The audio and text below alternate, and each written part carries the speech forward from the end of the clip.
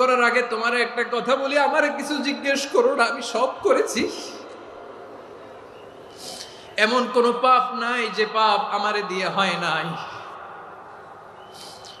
তোমার রহমত দিয়ে তুমি জান্নাতে পাঠাবা, তোমার দয়ায় জান্নাতে যেতে চাই, আমল দিয়ে না। পারবেন বলতে?